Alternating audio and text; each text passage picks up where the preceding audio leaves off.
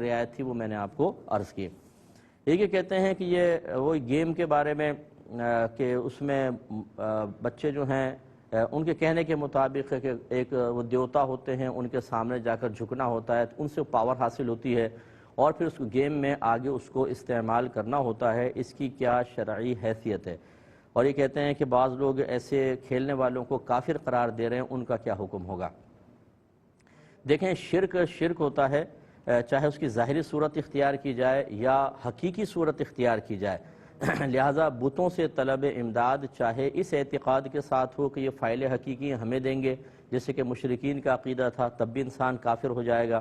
اور اسی طرح کھیل کود ہنسی مذاق میں اگر انسان کرے گا تب بھی حکم شرع سخت ہوتا ہے، کیونکہ کفر کے معاملے میں بالکل رعایت نہیں ہوتی۔ لہذا جن جن لوگوں نے ایسے گیم کھیلے ان کو تجدید ایمان اور تجدید نکاح کرنا ہی ہوگا۔ اور اگر چھوٹے بچے ہیں تو بڑے اس کے گناہ گار ہوں گے گھر والے۔